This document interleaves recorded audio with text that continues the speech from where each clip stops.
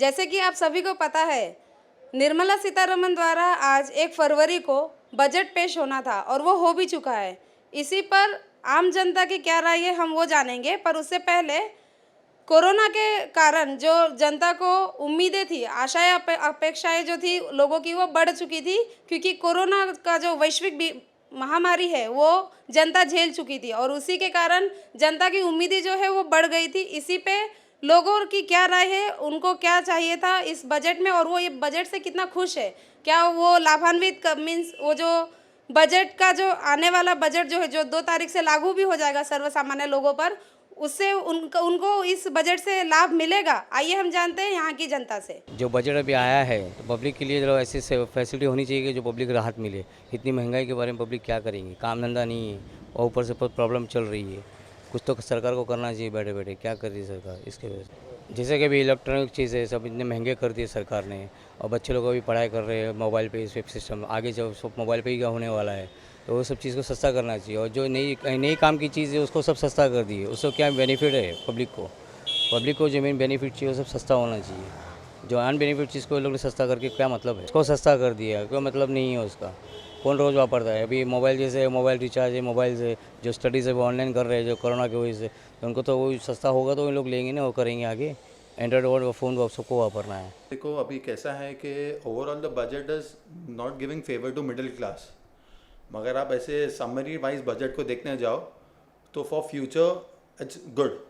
Like बहुत सारी policies जो गवर्नमेंट ने अभी निकाली है कि you have to scrap the vehicle after 20 years, so seeing the environmental thing it's better for the environment. Secondly यहाँ पे जैसे कि अभी 75 ईयर्स के एज के जो ऊपर सिटीजन्स है उनके लिए इनकम टैक्स फाइलिंग कंपलसरी नहीं कर दिया है, तो वो उनको एक बेनिफिट दिया है।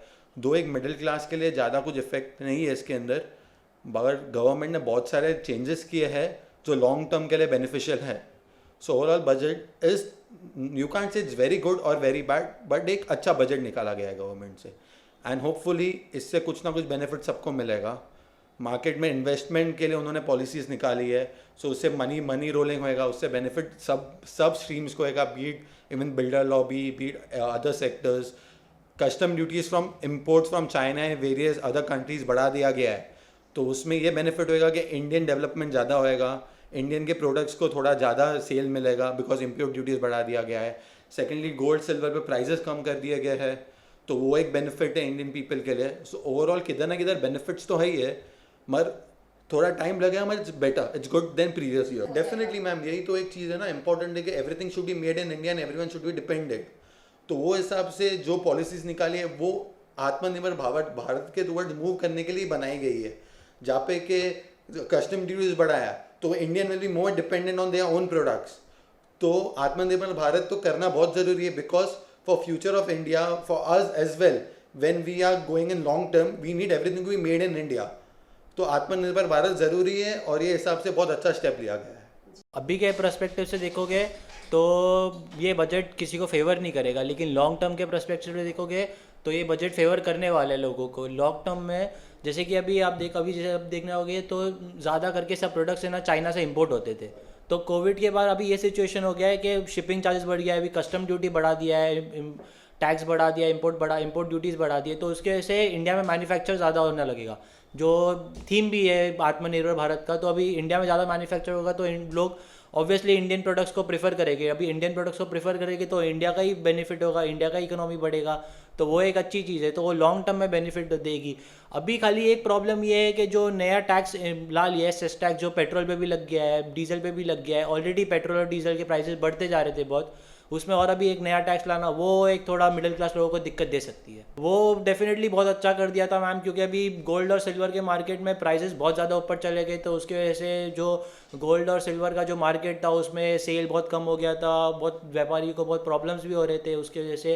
तो अभी जब गिरावट जैसे हो गई है, जैसे कि कंस्ट्रक्शन लाइन में भी थोड़े टाइम पहले जब स्टैम्प ड्यूटी कम कर दिया था तो सेल्स इंक्रीज़ हो गया था, तो एक जो कोविड के बाद जो एक सपोर्ट चाहिए था वो मिल गया था, तो अभी मुझे लगता है सोने चांदी वालों को भी एक सपोर्ट मिलेगा। जैसे निर्मला सीतारमण जी ने बोला कि उनका जो ये बजट था उन्होंने खास करके हेल्थ सेक्टर और एग्रीकल्चर को ध्यान में रखते हुए बनाया है। उनका जो नया टैक्स बिल आया है वो इंफ्रास्ट्रक्चर और हेल्थ केयर के लिए ही है, जो 2.5% पेट्रोल पे लगा दिए, 4% डीजल पे लगा दिए, तो मुझे लगता है कि लॉन्ग रन में शायद वो इम्प्रूव होगा, इंफ्रास्ट्रक्चर इम्प्रूव होगा, हेल्थ सेंटर्स इम्प्रूव होंगे। ये आत्मनिर्भर भारत जो है, अब मैं बजट की तो पूरा तो मैंने देखा नहीं, लेकिन जो पेट्रोल का भाव, जो दाम और जो ऑलरेडी जब बढ़ा हुआ है, जो आम आदमी सहन नहीं कर सकते हैं, जो पेट्रोल वो महंगी, उतने में महंगाई इतना है, वो महंगाई और ऊपर से कोई कुछ चार्जेस लगाया, जो किसान का जो चार्जेस लगाए, तो ये बजट मेरे ख्याल से तो मतलब आम आदमी के लिए तो नहीं है। जो मिडिल क्लास जो लोग हैं उनके लिए तो बजट लगता नहीं। मैं लैपटॉप और ये जो इलेक्ट्रॉनिक सामान का जो उन्होंने जो बजट में दे रखा है, वो सब भारी चीज़ों मतलब बढ़ोतरी किया है, लेकिन आम आदमी को उससे क्या फ़ायदा, जो सब ऑनलाइन किया है। अगर ऑनलाइन पे जो जैसे हमारे बच्चे अगर मोबाइल पे कुछ ऑनलाइन एग्ज़ाम है, कुछ है, उनका स्टडी है, लेकिन मोबाइल ही महंगा है, लैपटॉप ही महंगा है, तो कैसे खरीद पाएंगे? तो बजट का मीनिंग तो समझ में नहीं आया। पिछले साल का तो बहुत अच्छा बढ़िया था, लेकिन जो हिसाब से कोरोना पीरियड में देश को समझ जैसा बोल रहे हैं, आत्मनिर्भर भारत के हिसाब से जो बोल रहे हैं, वैसा मेरे ख्याल से तो ये आत्मनिर्भर इससे भारत बनेगा नहीं, सक्षम बनेगा नहीं। अगली जो इलेक्ट्रॉनिक्स पे जो जिस चीज़ पे जो लगाए टैक्सेस, तो हमारी तो शॉप तो चलती ही नहीं है, कुछ भी इलेक्ट्रॉनिक नहीं चल रहा है, कुछ भी नहीं है, नुकसान में जा रहे हैं हम। उल्टे ये जो है महंगी हो गई चीज़ें ये हमारी। एक्चुअली देखा जाए पहले जो होटल में थी वही है, मगर जो आम पब्लिक है जो किधर भी बाहर जाती है ट्रेन में या किधर भी, जो इसमें जो लगाया है इन्होंने, तो वो जो है ना उसका तो बिज़नेस आ ही नहीं रहा है, उल्टा लॉस हो रहा है हम लोग उसमें जो हो रहा है। बहुत नुकसान वाला किया इन्होंने ये बजट, मतलब एकदम गलत आया किया इन्होंने, सही नहीं है आम पब्लिक के लिए। ये अमीर लोगों को हुआ है, जो 20-20 लाख रुपए कमा रहे हैं, जो 50 लाख वाले उसको फ़ायदा है। जो आम पब्लिक जनता है, छोटे बिजनेसमैन हैं और जो सैलरी जो सर्विस वाले हैं, उनके लिए तो सही नहीं दिख रहा है। कुछ धंधा ही नहीं चल रहा है, लॉकडाउन के बाद भी नहीं दे रहा, कोई नहीं ले रहा चीज़ हमसे। अभी ये मोबाइल की बात है या कुछ भी चीज़ है, कोई नहीं ले रहा, बस उल्टा किस्तों में उधार में दे दो, बस भाड़े पे दे दो, ऐसे करके ले रहे हैं हमसे। लोगों के पास पैसा नहीं है, तो ये तो क्या हो गया, लोग सुसाइड करने जैसी बातें आ गई है। ऐसा तो मैंने अपनी लाइफ में नहीं देखा है जो ये हुआ है, गवर्नमेंट कर रही है। हमने इनके दुश्मन नहीं है, मगर ये गलत कर रही है, पॉलिसी गवर्नमेंट की बहुत गलत है ये, बहुत बहुत। हम लोग तो ख़त्म हो गए हैं इसमें।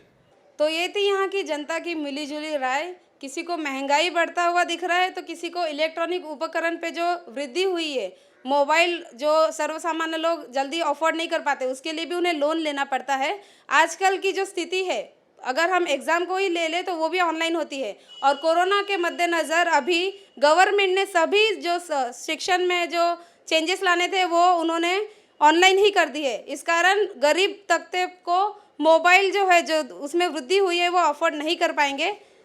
और इसी के रिगार्डिंग लोगों ने जो है, यहाँ की जनता ने नाराज़ी भी जताई है इस बजट को लेकर। लेकिन आने वाले दिनों में ये जो आत्मनिर्भर भारत जो संकल्प है, वो ज़रूर कारगर होगा, ये भी यहाँ की जनता ने कही। वीडियो जर्नलिस्ट देवानंद सिंह के साथ मैं भवानी झा, DRV न्यूज़, मुंबई।